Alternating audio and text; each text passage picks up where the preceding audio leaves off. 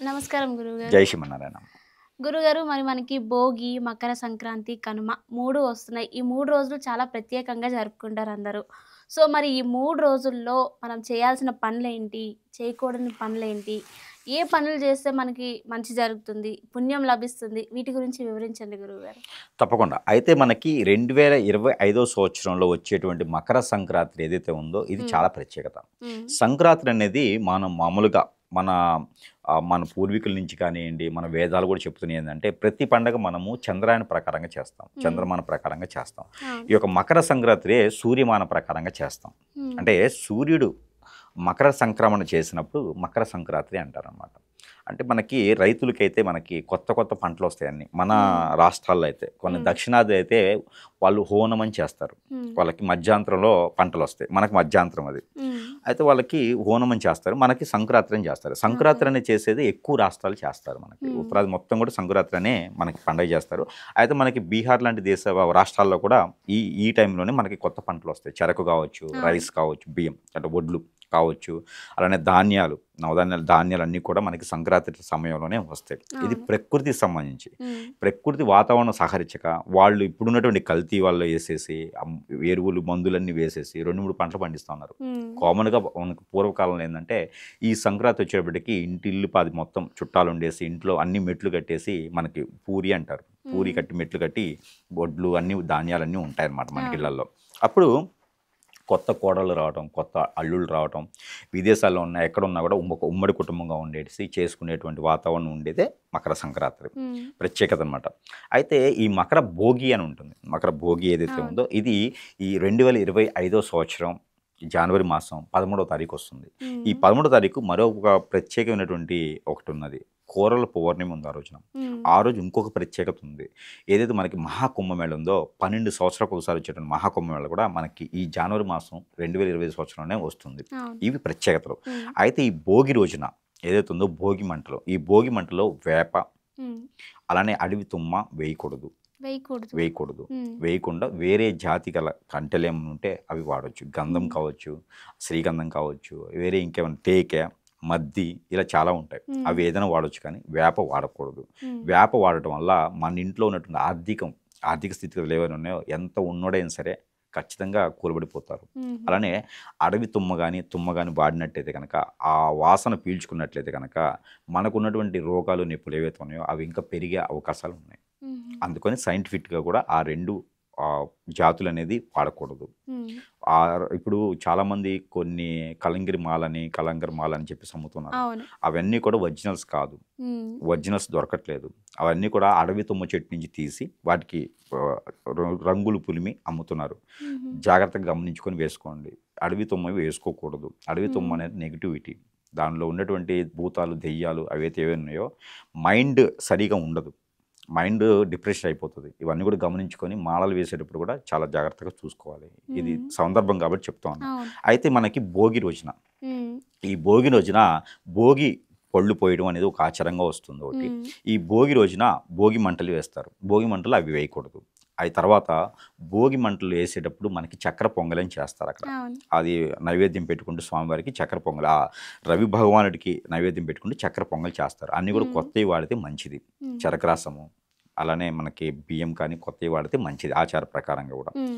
అయితే ఈ యొక్క పొంగలి ఆచరించేటప్పుడు మట్టి పొయ్యికి లేతే ఇనుము పొయ్యికైనా మనం పెట్టుకొని దాని కింద ఆవు పిడక కనీసం 1, 2 పిడకలైనా సరే పెట్టి మనం వండడం ద్వారా మనలో ఉన్నటువంటి రుమ్మతులు ఏవైతే ఉన్నాయో అవన్నీ కూడా తొలగిపోయేదానికి ఎక్కువ ఆస్కారం ఉంటుంది. హ్మ్.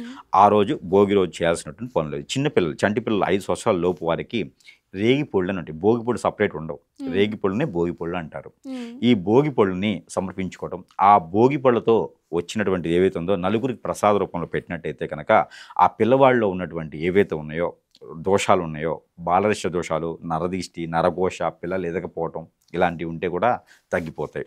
ఇది హ్మ్. భోగి రోజు చేసుకునేటువంటిది. ఇక మకర సంక్రాంతి రోజున పెద్దలు ఎవరైతే ఉన్నారో ఆ పెద్దలకి నమస్కారం చేసుకొని దక్షిణ వైపు గోడ మన ఇంట్లో ఎక్కడైతే ఉంటుందో గోడ అంటే దక్షిణం అంటే ఏమంటారు? సౌత్. హ్మ్. South side, south side wall వాళ్ళు కనుక మన పెద్దల ఫోటోలు ఏవైతే ఉన్నాయో అవి ఉంచి అక్కడ పెద్దలకి పెట్టాల్సినటువంటి ఏవైతే ఉన్నాయో మన ఇంట్లోనే బ్రాహ్మణత్వం ఉన్నా లేకపోయినా మన ఇంట్లోనే అన్ని హ్మ్. రకాల పిండి వంటలతో పాటు చక్కెర పొంగల్తో పాటు ఆ పెద్దలకి ఏవైతే ఇష్టమో అవి కూడా ప్రత్యేకించి చేయించి ఆ పెద్దలకి ఇంకా బట్టలు కూడా పెట్టేసి ఇంకేమైనా ఉంటే కూడా వాళ్ళ ఒక కోరికలు లేకపోతే వీళ్ళ మొక్కుబడి ఏమైనా ఉంటే ఆ పెద్దలకు నమస్కారం చేసుకుంటే వాళ్ళకు ఉన్నటువంటి పెద్దల దిష్టి, పెద్దల దోష, పెద్దల పాపం, పెద్దల శాపం, పూర్వీకుల శాపం ఏమైనా ఉంటే కూడా కొంతమేర తొలగిపోయేసి ఆ పెద్దల దీవెనలు అనేది వీళ్ళ మీద ఉంటేదానికి ఉంటుంది.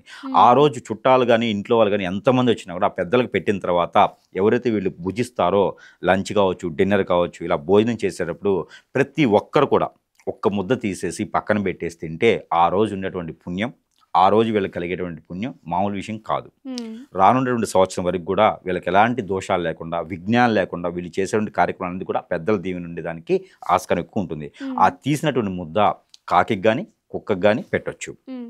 అదొకటి చేయాలి. ఇకపోతే కనుమ. ఈ కనుమ రోజున కనుక ప్రత్యేకించి చేయాల్సినటువంటిది అందరికీ దృష్టిలో పెట్టుకుని గుర్తుంచుకోవాల్సిన విషయం కనుమ రోజు అందరూ మర్చిపోకూడదు. హ్మ్.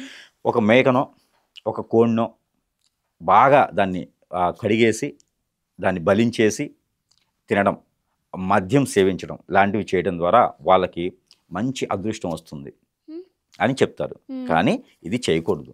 హుహు. కనుమ రోజున దానాలు చేస్తే మంచిది.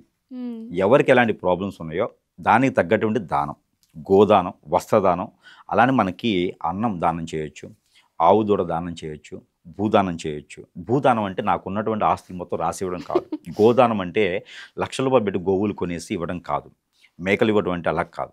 గోదానం, వస్త్రదానం, వడ్డదానం అని చెప్పేసి ఉంటాయి. ఈ హ్మ్. దానాలకి అంటే బ్రాహ్మణత్వం దగ్గర దానం అనే మాటతో ఒక్కలు, అలానే ఏదో చిల్లర డబ్బులు, దానికి సంబంధించినటువంటి గోమాత, దానికి సంబంధించినటువంటిగా అంటే చిన్న చిన్న బొమ్మలు దొరుకుతాయి. హ్మ్. అవన్నీ కూడా దానం చేయడం ద్వారా మంచి జరుగుతుంది. హుహు. మాకు వేదాలు చెప్పినవి కానీ, సనాతన ధర్మం చెప్పింది కానీ ఒకటి ఏందంటే దానం చేయడం మంచిది కానీ నరుక్కొని తినడం ద్వారా మంచిది కాదు. హ్మ్. అది చేయకూడదు. మనము ఇమ్యూనిటీ ఉండాలంటే ఆకులు కూరల్లో, తర్వాత కూరగాయలు కొన్నిటిలోనూ ఇమ్యూనిటీ ఉంటుంది. హ్మ్. సో, అలాంటి నరికి తినడం ద్వారా మనకి ఏదైతే ఇబ్బందులు ఉన్నాయో అవన్నీ కూడా ఎక్కువ కలిగేదానికి ఆస్కారం ఎక్కువ ఉంది. గాలి చోకడం కానివ్వండి, మైండ్ పనిచేయకపోవడం కానివ్వండి, హిప్నాటిజం బలవడం కానివ్వండి, చేతబడి చేయించబడటం కానివ్వండి, అంతా బాగుండి జాబులు లేకపోవడం కానివ్వండి, రుమ్మతులు ఉంటాయి. ఇవన్నీ కూడా ఏంటంటే ఈ కనుమ రోజున చేసేటువంటి కార్యక్రమాల వల్ల కూడా వస్తాయి. ఆ పాపం కూడా మనకి కొంతమేర తగులుతుందని చెప్పొచ్చు. అందుకని హ్మ్. కనుమ రోజున మనం చేసేటువంటి దానం ఏదైతే ఉందో అది మనకే కాకుండా మన తర్వాత వచ్చేటువంటి జనరేషన్ ఏదైతే ఉందో, మన కింద తరం ఏదైతే ఉందో వాళ్ళందరికీ కూడా బాగుండిద్ది. కాబట్టి ఈ గొడ్లు కావచ్చు, బర్రెలు కావచ్చు, గేదెలు కావచ్చు, ఆవులు కావచ్చు, ఏదైతే మీకు చేయగలిగితే ఆ దానం చేయడం ద్వారా మరీ మంచిది. హ్మ్. రాజ్యాధికారం ఏది కాలన్నా, రాజ్యంలో పాలించాలన్నా, పాలిటిక్స్‌లో ఎవరైనా ఉంటే కూడా వాళ్ళు గుర్రం దానం చేస్తే మంచిది. హ్మ్. ఏనుగు దానం, గుర్రం దానం. అంటే ఏనుగుని, గుర్రాన్ని కొని దానం చేయొద్దు. హ్మ్. వాటి పేరు చెప్పేసి పంతులుత్తమునికి బ్రాహ్మణోత్తమునికి ఆ గుర్రం దానం చేయాలంటే దానికి తగ్గట్టు మంత్రాలుంటాయి. ఆ దానం చేయటం ద్వారా వాళ్ళకి మంచి జరుగుతుంది. కాబట్టి ఆ రకంగా ఆ కనుమ రోజున దానాలు చేసుకుంటే పుణ్యం కూడా వస్తుంది. ముందు చేసినట్టు 2 రోజుల పుణ్యం, ఈ పుణ్యం కూడా కలిస్తే మన పిల్లలకి, ఆ పిల్లలకి కూడా బాగుంటుంది. హ్మ్. లేదు మా పిల్లలు చెడిపోయి తిరుగుతున్నారంటే మనం ఇలాంటి పనులు చేపట్టే చెబుతారు. ఇంకొకటి ఈ సంక్రాంతి పర్వదినాలు ఏవైతే ఉన్నాయో వీటి బెట్టింగ్‌లు కాయకుండా జంతువులు, మూగ జంతువుల్ని హింసించకుండా ఉంటే అది చాలా పుణ్యం. హ్మ్. ఎవ్వరు ఎక్కడ కూడా రాజ్యాంగంలో రాయలేదు ఇలా చేయాలి అని. అవును. అందుకని ఇది చేస్తే మంచిది. ఏ అమ్మవారికో, అయ్యవారికో మనకి ఏవి అడగరు. బలి ఇవ్వమని అడగరు. మనం ఇస్తున్నాం. మనం సృష్టించుకున్నటువంటి ఆచారం ఇది. అవును. ఇలాంటివి చేయకుండా ఉమ్మడి కుటుంబంగా ఉండేసి ఆహ్లాదకరంగా ఎంజాయ్ చేసుకుంటూ, ఆహ్లాదకరంగా ఉండి మనం పిండి వంటలన్నీ వండుకొని తింటే చాలా శ్రేయస్కరం. అందరికి కూడా ఉత్తమంగా ఉంటుంది. అన్ని రకాలుగా కలిసొస్తది కాబట్టి దోషాలేమైనా ఉంటే తొలగిపోతాయి. ఈ హ్మ్. బలి ఇవ్వటం వల్ల దోషాలు కొని తెచ్చుకోవటమే. పండగల పూట అసలు బలి ఇవ్వకూడదు. అవును. ఇంకెవరైనా చెప్పుంటే నాకు సంబంధం లేదది. నేనైతే చెప్తుంది ఇది. ఈ రకంగా చేసుకుంటే గనక సంక్రాంతికి మంచి జరుగుతుంది. అదే గనక మనకు భోగి రోజున ఇంకోటుంది.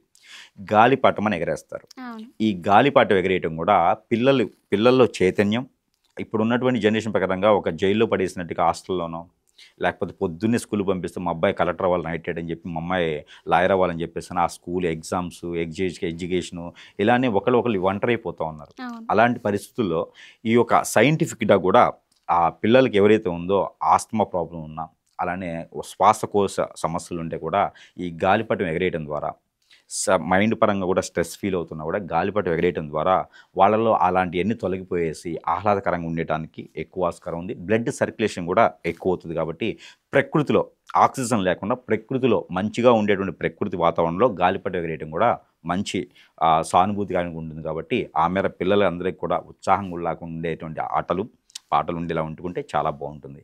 ఇది సంక్రాంతి చేయాల్సినటువంటి విధి విధానాలు. ఇంకోటి హరిదాసు అని వస్తారు. ఈ హరిదాసుకి మనం దానం ఇవ్వడం ద్వారా చాలా మంచి జరుగుతుంది. గుమ్మం ముందు ముగ్గేయటం ద్వారా, బియ్యం పిండితో ముగ్గేయడం ద్వారా చీమలకి వాటికి కూడా దానం చేసినటువంటిది. కాబట్టి ఆ మేర అది కూడా అదృష్టమే. అది ఏది కూడా తీసేసేది కాదు, అన్నీ సైంటిఫిక్గా ఉంటే మాత్రమే చేస్తారు. ఇలాగ చేస్తే మంచి జరుగుతుంది. కాబట్టి ఈ సంక్రాంతి అందరూ కూడా శుభదాయకంగా చేసుకోవాలని నేను కోరుకుంటా ఉన్నాను. జై శ్రీమన్నారాయణ. చాలా బాగా చెప్పారు సార్. అసలు ఈ సంక్రాంతి, భోగి, కనుమ రోజు ఏం చేయాలి, ఏం చేయకూడదు అనేది అందరికీ అర్థమయ్యేలా చెప్పారు sir. Thank you so much.